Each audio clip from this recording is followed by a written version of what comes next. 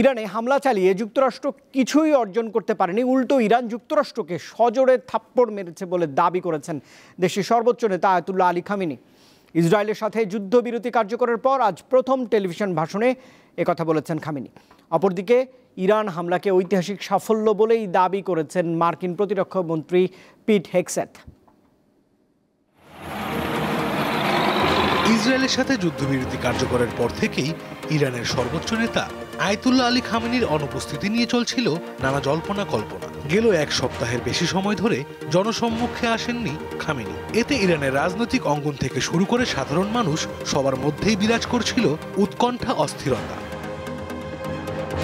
বৃহস্পতিবার সব গুঞ্জন উড়িয়ে দিয়ে জনসম্মুখে আসেন আয়াতুল্লাহ আলী খামেনি। যুক্তরাষ্ট্রের হামলা ও যুদ্ধবিরতি কার্যকরের পর প্রথম টেলিভিশনে ভাষণ দেন ইরানের সর্বোচ্চ নেতা। ভাষণে খামেনি বলেন, যুক্তরাষ্ট্রের হামলা কখনোই পরমাণু ইস্যুতে ছিল না, বরং ইরানকে আত্মসমর্পণ করানোর উদ্দেশ্যেই এই হামলা চালানো হয়।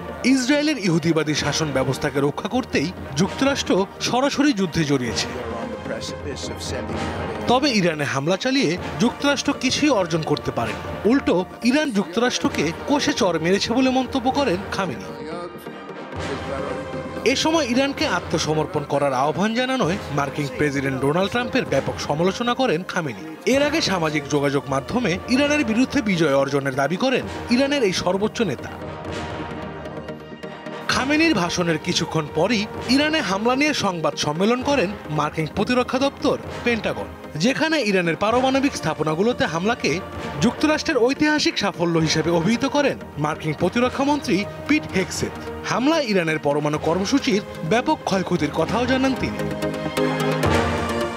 অপরদিকে যুক্তরাষ্ট্রের জয়েন্ট চিফস অব স্টাফের প্রধান জেনারেল ভ্যান কেইন বলেন, ইরানে হামলা ছিল যুক্তরাষ্ট্রের 15 বছরের কঠোর পরিশ্রমের চূড়ান্ত পরিণতি।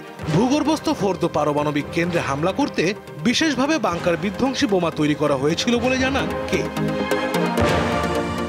আশরাফ শুভ, দীপ্ত, বার্তা কক্ষ।